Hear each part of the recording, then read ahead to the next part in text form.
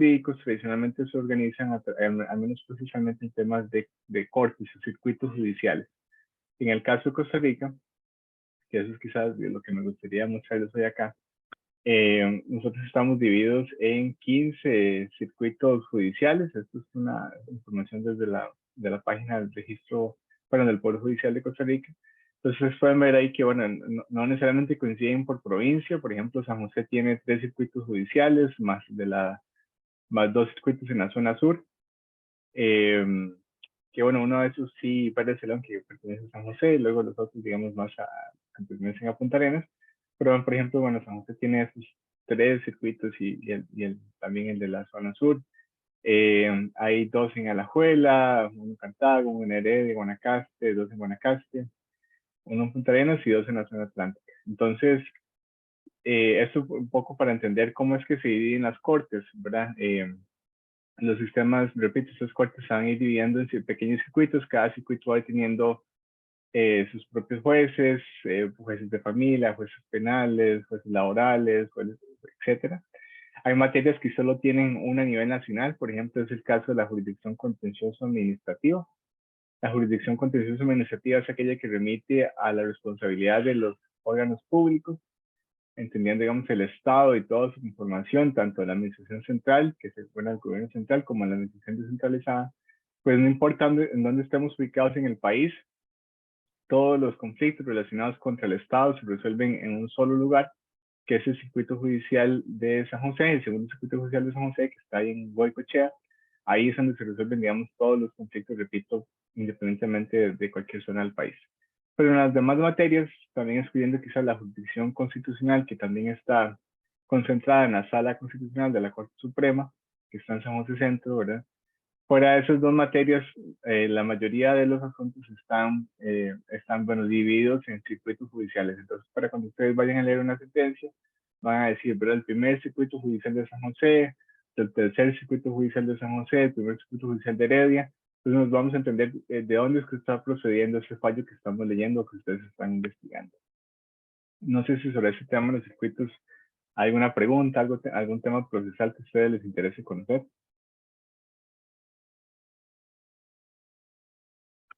¿Todos los circuitos se manejan de la misma forma o tienen algunas diferencias, por ejemplo, de procesos, o todos se manejan bajo el mismo esquema? Sí, en principio, digamos, informalmente todos deberían regularse bajo el mismo esquema, ¿verdad? Porque las normas procesales son de aplicación nacional, y también la Corte Suprema de Justicia, cuando emite sus propias reglamentaciones de manera autónoma, pues, ¿verdad? En principio tienen que aplicar o aplican para todo el país.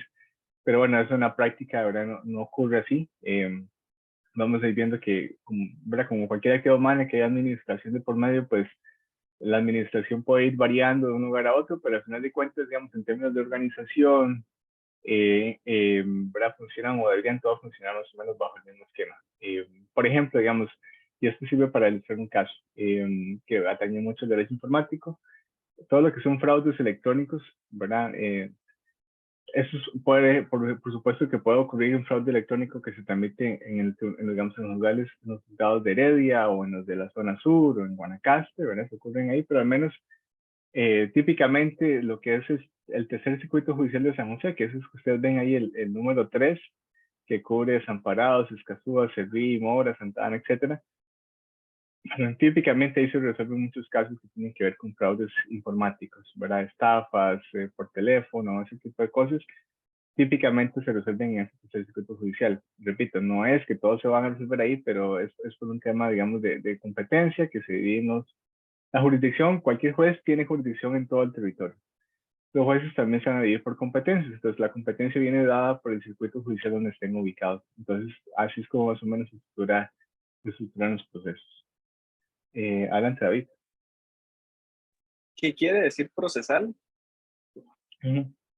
Básicamente, digamos, nosotros podemos decir que hay 2 tipos de normas. Una que es sustantiva, que es la que tiene que ver con el derecho de fondo, ¿verdad? No se puede matar a alguien. Bueno, el que mate a alguien tiene una pena de tantos años o tantos años. Eso es la ley sustantiva, ¿verdad? La que nos establece un derecho o una obligación. Y la ley procesal, que es la otra, es aquellos que nos rige cómo es el procedimiento para juzgar a alguien. ¿Verdad? Por ejemplo, bueno, vamos a ir entonces en la etapa del proceso penal en 5. Una primera fase de investigación que es privada, luego viene la audiencia preliminar, luego el juicio, y viene ya el recurso, luego el recurso de apelación, de casación y por último ejecución de sentencia. Entonces, las reglas procesales son aquellas que nos dictan cómo se lleva a cabo el proceso, ¿verdad? Si, cómo se llevan a cabo las audiencias, quién habla primero, quién habla segundo, cómo se trae la prueba al proceso. Todo eso, digamos, que remite a la cadena custodia de una prueba, por ejemplo, cómo hace para que, ¿verdad? Que vamos a hablar de eso más adelante en el curso. ¿Cuáles reglas rigen eso? Estamos hablando del sistema procesal. Pero, digamos, el contenido de lo que es los derechos y las obligaciones, entendemos que son los derechos de fondo, los derechos sustantivos. Bien, ahí veo que Elías, adelante, Elías. Ajá, algo tal vez que es un poco fuera de tema. Aquí los juzgados, ¿cómo están compuestos? ¿En qué sentido, perdón? En el juzgado, digamos, por ejemplo, en Estados Unidos, las personas, los ciudadanos son los que van a hacer el jury duty. Aquí, ¿cómo Ok, están compuestos? perfecto. Sí, nosotros, por ejemplo, no tenemos el sistema jurado. Ver aquí el único vecino que tiene jurado es Panamá para asuntos criminales. Fuera de eso, digamos, la mayoría de nosotros tenemos la típica regulación procesal que viene de Europa, que yo les comentaba en la clase anterior, el sistema continental o el civil law. Entonces, bajo ese esquema, nosotros no tenemos jurado ni en temas criminales ni en temas civiles. Y lo que, digamos, los que se deciden únicamente los casos son los jueces. Entonces, digamos, este esquema de los jurados en Costa Rica definitivamente no tiene lugar. Y de hecho, bueno, esto, si no hay otra pregunta, igual me lleva al siguiente tema, que es el de cuál es el orden, digamos, de eso que hablamos ahorita, el procesal de un caso, ¿verdad? Entonces, bueno, cuando uno presenta una demanda o una denuncia, que son dos conceptos también importantes empezar a diferenciar. Usualmente utilizamos indiscriminadamente los dos conceptos, ¿verdad? Una demanda y una denuncia. Entonces, la demanda típicamente tiene que ver con temas que no son del ámbito penal, ¿verdad? Una demanda laboral porque me cumplieron derechos como trabajador, una demanda civil porque alguien, no sé, me ocasionó un daño, ¿verdad? No sé, en la propiedad, lo que sea. Voy a reclamar daños y perjuicios contra una empresa porque me caí en el establecimiento, me robaron el vehículo mientras hacía compras. Esos son típicos ejemplos de una demanda. Bien, voy a demandar al Estado, que les dice ahora la jurisdicción contenciosa administrativa. Entonces, eso es una demanda. Los procesos penales se rigen por más bien una denuncia, pero la denuncia es un acto que permite, digamos, iniciar una investigación a través de una noticia de un supuesto crimen. Entonces yo no estoy realmente demandando a alguien, sino que estoy poniendo en autos, digamos, en este caso, a la fiscalía o el organismo de investigación judicial de que hay un hecho dañoso, ¿verdad? Hay un posible delito y entonces que se empiece con un proceso de investigación. Entonces esos son, digamos, como primer lugar la diferencia entre lo que es una demanda y lo que es una denuncia. La denuncia la vamos a utilizar típicamente para procesos penales o bien también podemos tener denuncias en sede administrativa. Digamos que ya no estamos hablando de los jueces, ¿verdad? En los tribunales de justicia, sino que también en lo que es el Estado, nosotros también podemos presentar una denuncia ante órganos públicos. Por ejemplo, puedo presentar una denuncia en la municipalidad porque el vecino me está tirando todas las aguas encima. Bueno, eso es una denuncia que no es ante un juzgado, sino que es ante un órgano público, ¿verdad? Una municipalidad. O presento una denuncia ante el Ministerio de Salud porque por un tema de un ruido de una discoteca que está cerca de mi casa y un tema del de tratamiento de aguas que un ruido lo están contaminando. Bueno, esos son típicos denuncias. Entonces yo lo que hago es que pongo en conocimiento a la administración de que hay una situación irregular para que se investigue. O sea, yo no estoy demandando al vecino, yo no estoy demandando a quien aparentemente está tirando las aguas en el río. Yo le estoy diciendo, bueno, investigue a ver si aquí hay un cumplimiento de la ley. En materia penal, pues es lo mismo, ¿verdad? Yo ahí estoy investigando para estoy denunciando para que se investigue a ver si hay mérito luego de una acción penal. Cuando el proceso penal, digamos, va avanzando y en efecto se recopilan pruebas y se logra determinar de que podemos estar frente a un delito, entonces ya ahí sí viene la etapa donde uno puede presentar, en este caso la acción penal tiene un nombre que se llama querella, que es cuando yo, ¿verdad? Voy a demandar, ¿verdad? Es el equivalente, demando penalmente a alguien, eso es una querella, y también puedo presentar una demanda civil, ¿verdad? Por ejemplo, entonces si yo denuncio a alguien porque a una red criminal de que me estafaron mis ahorros, eh, ¿verdad? Me hicieron un fraude cibernético, me dejaron las cuentas en blanco, como han ocurrido miles de casos en Costa Rica en los últimos años. Pues bueno, yo pongo la denuncia en el Ministerio Público. Antes de eso, hay veces que yo tengo que poner la denuncia en el Ministerio Público y otras veces que lo tengo que poner en el organismo de investigación judicial. ¿Alguno de ustedes sabe cuál es la diferencia? ¿Cuándo voy al OIJ o cuándo voy a la Fiscalía? Cuando me roban, supongo, cuando es un... Sí, yo creo que cuando me roban es cuando uno va al OIJ, ¿verdad? O cuando hay un crimen, creo yo, me No, parece. ajá, no, en realidad es así. Cuando yo sé quién fue el que cometió el delito o el aparente delito, ¿verdad? Eso fue Willy Carvajal que me vació las cuentas. Yo voy a la fiscalía, ¿verdad? Willy Ok. Carvajal me robó el vehículo, Willy Carvajal me lesionó, Willy Carvajal lo que sea, digamos que haya hecho, ahí voy al Ministerio Público. Si yo no sé quién fue, ¿verdad? Alguien me vació las cuentas en el banco, pero no sé quién fue, entonces voy al OIJ para que ahí se trate de identificar quién fue la persona y luego eso, ya cuando está identificado, se pasa a la fiscalía, ¿verdad? Porque el OIJ Ok. no puede llevar un caso ante los jueces, solamente lo único que puede llevar es la fiscalía. Entonces, cuando voy a uno u otro depende si yo sé quién fue el que cometió el delito o el aparente delito al menos, y si no sé, pues entonces tengo que ir al OIJ. Como típicamente cuando le roban un carro que, ¿verdad? En la vía pública, no sabes quién fue, va al OIJ porque no sabes quién fue. Adelante, Luis. Y el OIJ sí puede declarar por vos en juicio, digamos, como representar toda la evidencia de ellos y lo que encontraron durante la investigación. Vamos a ver, voy a responder parcialmente, o sea, vamos a ver, sí y no. En el sentido, ellos sí pueden, posiblemente cuando hacen, bueno, digamos, el OIJ hace una investigación, ¿verdad?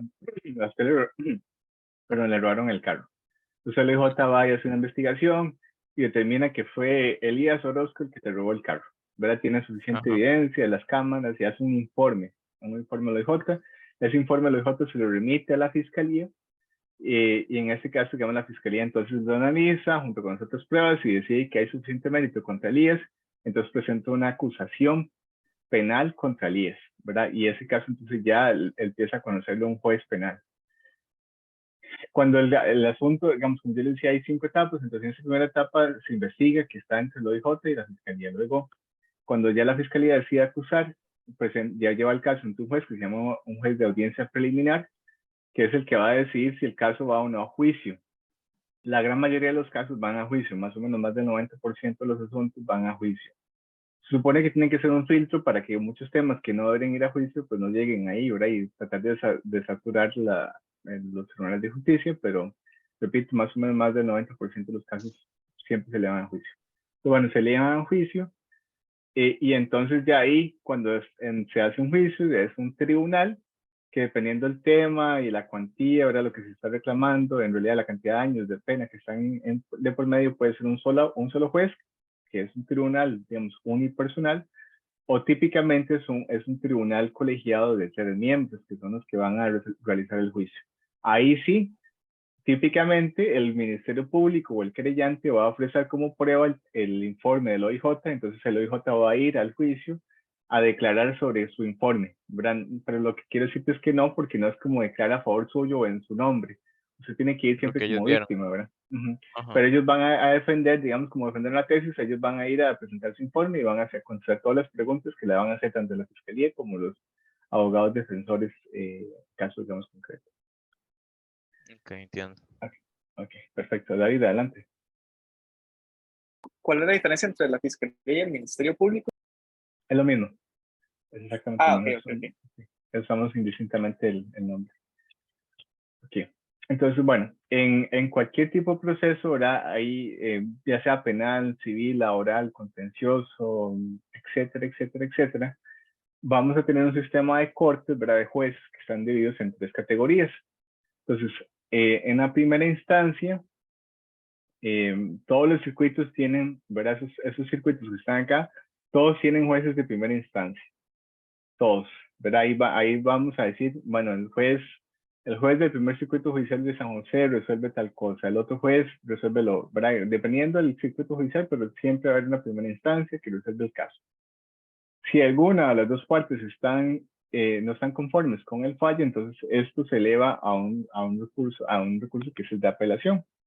Que el recurso de apelación, pues aquí no todos los circuitos judiciales tienen recurso de apelación, ¿verdad? Entonces, algunos sí, repito, otros, la gran mayoría no lo tienen. Entonces, dependiendo, digamos, típicamente, digamos, la cabeza del circuito judicial, la cabeza de la provincia va a tener un tribunal de apelaciones. Por ejemplo, vemos que Cartago tiene 2 circuitos judiciales. Muy posiblemente solo va a tener uno de ellos lo que es la apelación. En San José, bueno, tenemos 3,5 circuitos judiciales, por llamar de alguna forma. Digamos, en este caso sí, los 3 tienen recurso de apelación. Y así puede ser que unos, repito, unos sí, otros no. Pero entonces eso ya se eleva a unos jueces de mayor instancia, que es el que va a resolver la apelación. Y por último, si no estamos conformes con lo que resolvieron los jueces de apelación, ya hay un último recurso que es la casación. La casación no está digamos, los tribunales de casación no están en ningún circuito judicial excepto en el primer circuito judicial de San José, que es donde está la sala primera, la sala segunda, la sala tercera y la sala constitucional. Entonces, todos estos asuntos, digamos, lo que es la casación son los que se resuelven los magistrados. Costa Rica tiene un esquema de que nosotros tenemos 22 magistrados en total, que en conjunto, esos 22 magistrados conforman lo que llamamos la Corte Plena. Por ejemplo, ustedes vieron noticias que en estos días la Corte Plena designó al nuevo fiscal general de la República. Bueno, la Corte Plena implica que es todos los 22 magistrados reunidos. Esos 22 magistrados los vamos a dividir en 4 salas. La sala primera, que tiene 5 magistrados, son los que analizan los temas contenciosos administrativos, es decir, todas las demandas contra el Estado. Digamos, en última instancia es la sala primera. Y también las demandas que tengan que ver con temas civiles, ¿verdad? Todo lo que yo les decía, por ejemplo, que alguien me ocasionó un daño, la propiedad, me demando Walmart porque me robaron el carro en el parqueo, todo ese tipo de cosas civiles se resuelve la sala primera. Son 5 magistrados. Luego tenemos la sala segunda, que tiene también 5 magistrados. Sala segunda típicamente ve lo que es la materia laboral y de familia. Entonces, todos esos temas, ¿verdad? De divorcios, etcétera, y temas de demandas laborales los ve la sala segunda en recurso de casación. Sala tercera, también 5 magistrados. Esos 5 magistrados resuelven solamente temas penales. Sobre todo lo que, cuando alguien va a la cárcel o no, pues eso entendemos que es la materia penal. Eso lo resuelve en casación la sala tercera. ¿Y cuál es la sala que sigue? La sala cuarta, la famosa sala cuarta, que es la sala constitucional, que es la que resuelve todos los temas que tienen que ver con recursos que están ahí, el de recurso de amparo, el recurso de habeas corpus y las acciones de inconstitucionalidad. Veo que tengo 2 manos levantadas, tal vez Andrés, adelante. Pero una consulta, ¿cómo es que seleccionan a esos magistrados? Digamos, se les seleccionan la totalidad o es dividido por salas? Es dividido por salas, correcto, Ajá. y se van renovando conforme vayan venciendo sus plazos, ¿verdad? O vayan falleciendo, porque el nombramiento magistrado prácticamente es vitalicio, ¿verdad? Hasta que ya se pensione. Digamos, sí, ellos son reelectos, formalmente son reelectos por periodos de 8 años, pero los diputados, si hay una mayoría calificada, que la mayoría calificada son 38 diputados, si 38 diputados están de acuerdo en no renovar, pueden, ¿verdad? No, pero tiene que haber 38. Entonces, por eso es que en la práctica casi que es vitalicio, porque cuesta mucho que 38 diputados se pongan de acuerdo para no renovar a alguien, ¿verdad? Pero bueno, digamos que pero si pasan por ese proceso, digamos, o como usted dice, ya es como automático, digamos, nada más no, se sabe que... No, o sea, vamos a ver, no es automático, ¿verdad? Porque es la Corte Plena presenta a la Asamblea Legislativa una terna de posibles candidatos, ¿verdad? Es un concurso interno y luego la Asamblea Legislativa es la que toma la decisión de a quién pone y a quién no pone, ¿verdad? Ok. Eso es, pero digamos, si es por plazas que tienen que estar vacantes, ¿verdad? Entonces, si es, bueno, hay un magistrado, una plaza vacante magistrado en la sala segunda. Entonces, ahí la sala hace un concurso, la Corte Plena, perdón, hace un concurso, les lleva nombres a la Asamblea, y la Asamblea puede escoger de esos que les presentó el concurso, ¿verdad? O bien puede poner un tercero si quisieran, porque no están obligados tampoco por ese concurso, ¿verdad? Así es como funciona en la práctica. Entonces, al final de cuentas, es un tema político, ¿verdad? Porque los que nombran los magistrados, a esas 22 personas son los diputados. Ok, perfecto, gracias. Como adelante, David. Profe, ¿cuáles son? Creo que tengo otra, wait, es que creo que son las preguntas. No, Bueno, o sea, ¿cuál es la diferencia entre los temas que ve la Sala Constitucional, el de amparo, habeas corpus, y bueno, ajá, entre esas dos, porque inconstitucionalidad es excepcional, es la Constitución. ok. Entonces, bueno, yo les decía que esa típica estructura de 3 partes, ¿verdad? Primera instancia, apelación y casación, aplica para todos los procesos judiciales del país. Penal, laboral, civil, familia, contencioso, etc. La única excepción es la materia de la Sala Cuarta, que es la Sala Constitucional. La Sala Constitucional no tiene una estructura primera instancia, apelación y casación. Ellos son un único juez, ¿verdad? Entonces ahí, de hecho, parte de lo que hemos cuestionado es que se nos viola el derecho a una segunda instancia, al menos, ¿verdad? Porque hay un pacto que Costa Rica suscribió, que es la Convención Interamericana de Derechos Humanos, o el Pacto de San José de Costa Rica, que justamente se firmó acá. Y nosotros en San José, ahí en Los Yoses, no sé si ustedes han visto que ahí está la sede de la Corte Interamericana de Derechos Humanos. Aquí en Los Yoses se resuelven y se juzgan casos que tienen que ver con toda América, ¿verdad? Todo el continente americano. Bueno, al menos con todos los países que reconocen la jurisdicción de la Corte, digamos, Estados Unidos no lo hace, pero bueno, casos contra Chile, contra El Salvador, contra Ecuador, contra Nicaragua, contra Colombia, etcétera, Argentina, todos esos casos por violación a los derechos humanos se resuelven en Los Yoses. Entonces, este Tratado Interamericano de Derechos Humanos establece un derecho fundamental de las personas, que es el derecho a tener al menos una doble instancia, es decir, que si algún juez me resuelve algo, yo tengo que tener el derecho a que alguien lo revise y vea si está bien o está mal, ¿verdad? El derecho a la apelación, básicamente.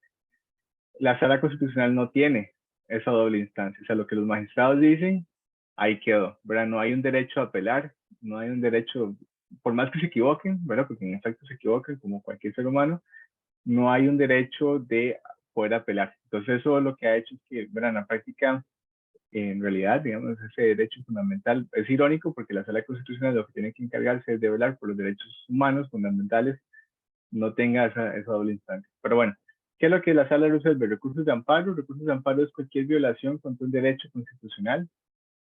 Todos los derechos constitucionales, excepto uno, que es el de la libertad de tránsito, ¿verdad? La libertad de movimiento. A ese lo dejamos con uno solo que se llama el recurso de habeas corpus. Por eso corpus, ¿verdad? Corpus significa cuerpo en latín, entonces ese recurso lo que hace es básicamente resolver temas cuando hay una restricción a la libertad de tránsito, a la libertad de movimiento, ¿verdad? Típicamente que llegan y te detienen, ¿verdad? La policía te tiene ahí encerrado en una delegación policial o te detienen el OIJ, ¿verdad? O bien incluso podría ser algún sujeto de derecho privado, no tiene que ser un órgano público que esté restringiendo tu libertad de movimiento, ¿verdad? Que te tenga encerrado de alguna forma.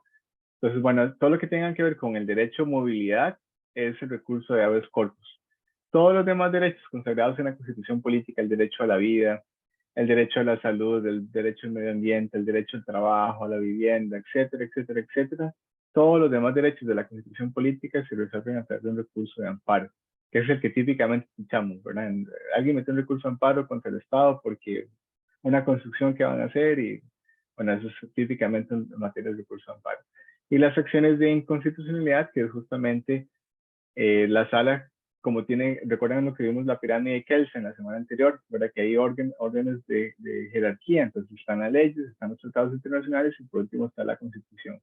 Entonces, si hay alguna ley que está violando la Constitución política o bien algún tratado internacional, la Sala Constitucional va a hacer ese bloque de control de constitucionalidad y verificar si hay alguna ley o algún reglamento incluso también, o algún tratado internacional que esté violando lo que dice la Constitución política. Entonces, esas son las típicas consultas que mandan los magistrados, perdón, los diputados siempre. Bueno, si se manda consulta a la Sala Constitucional el proyecto de ley sobre, no sé, ¿verdad? No sé, una regulación nueva sobre protección de datos personales, para ver si tiene roces con la Constitución o no, bueno, eso es el recurso de la acción de inconstitucionalidad. Ya sea por preventiva, como es eso, cuando los diputados están redactando la norma, la mandan en consulta, o bien ya, digamos, posterior, que es reactiva, que sería cuando ya la norma está vigente, se publicó en la Gaceta, está en práctica, ¿verdad? Y ahí queremos traernos abajo esa ley o ese reglamento, ¿verdad? Porque es inconstitucional. Esos son los 3 típicos temas que ve la Sala Cuarta. Adelante, David. Uy, no, sorry, profe, no bajé la mano. Ok, perfecto. Andrés, ¿vos? Sí, profe, 2 consultas. La del recurso de habeas corpus que usted mencionó sobre la libertad como de movimiento, etcétera, digamos, pensando así un caso como más ordinario, digamos, cuando hay un bloqueo en una calle, digamos, ya sea por un grupo de personas o lo que sea, digamos, ¿eso se puede tramitar como ese recurso, digamos, o eso es Correcto. como específicamente como, como, no sé, instituciones o cualquier persona o propiedad privada? Okay. No, digamos, muy buen caso, era muy buen ejemplo. Eso es típicamente un recurso de habeas corpus porque están limitando tu libertad de movimiento. Entonces, si estás, verá, en medio de una protesta, una manifestación y no te piden, verá, movilizarte, y si eso continúa y vos puedes presentar un recurso de habeas corpus o cualquiera puede ser a nombre tuyo, pero usted llama a alguien y alguien presenta un recurso de habeas corpus ante la Sala Constitucional y eso es típicamente la Sala resuelve, ¿verdad? En horas, día, 2 días máximo, ¿verdad? Porque tiene que ver justamente con la movilidad. Los recursos de amparo pues tienen todo más tiempo y así, pero digamos que eso es un ejemplo de recursos de habeas corpus. Ok, y la segunda, lo que usted mencionó sobre cuando se mandaba a consultar cuando alguna ley o algún proyecto de ley era constitucional, creo que eso lo habían hecho con la ley del empleo público, ¿verdad? Algo así. Correcto, eso pasa todos los días, o sea, todos los Ok. días la mandan a hacer consultas, ¿verdad? Tanto los diputados en forma preventiva para verificar que algo, ¿verdad? Que se haya aprobado en el futuro no esté. Por ejemplo, la nueva ley esta de cannabis medicinal y de producción Ajá. del cáñamo, entonces, bueno, eso se mandó a las salas y la sala dijo que sí, y no hay roces con la Constitución, entonces sigue adelante el proceso legislativo. Igual las salas, pues, a pesar de que dijo que no había roces, la aprueban los diputados y luego la publican y luego alguien se le quiere traer abajo, también ya la sala podría volver a revisar y podría volver a cambiar de criterio si fuera el caso, ¿verdad? Pero esos son los 2 típicos ejemplos de la acción de inconstitucionalidad, y una acción de inconstitucionalidad siempre toma mucho más tiempo. Lo último que no sale resuelve, entonces típicamente 1 año, 1 año y medio para resolver una acción. Y otra pregunta, ya que mencionó eso, lo de las leyes. Cuando un presidente, o sea, un presidente, creo que Carlos Alvarado había vetado la ley de la pesca arrastre, ¿eso sí se puede o solo, o sea, ante ciertas circunstancias o tiene que aprobarlo? No recuerdo cómo era, si lo había aprobado la asamblea o no, no era necesario. Sí, exacto, digamos, el tema de la ley, ¿verdad? Como siempre se aprueba la Asamblea Legislativa, pero en el caso de Costa Rica, la Constitución establece que el presidente puede vetar, perdón, en todo o en parte una ley. Entonces, en este caso, digamos, el presidente veta ese proyecto de ley, digamos, porque todavía no está publicado, lo vuelve a la Asamblea, y la Asamblea puede resellar ese veto diciéndole, no, aún así nosotros, como lo hicieron ahorita con el presidente nuevo, que le resellaron, ¿verdad? Un proyecto de ley con el tema de depósito de golfito, entre otros, que ya han habido resellos. Es decir, que a pesar de que el presidente veta una parte de la ley, la Asamblea luego dice, no, nosotros sí vamos a aprobar esta ley, y la aprueba la Asamblea, ¿verdad? ¿Qué es lo que pasó con el tema de Carlos Alvarado? Que recuerdo que se cuestionó ante la Sala Constitucional si ese veto podía ocurrir un tiempo, después de transcurrido tanto tiempo entre la aprobación. Entonces había un tema ahí de temporalidad que la Sala revisó a ver si ese veto se había hecho de forma oportuna, de forma correcta. También eso la Sala lo puede revisar. Pero en general, digamos, así es como funciona el tema del veto y del resecho. Ok, perfecto, gracias.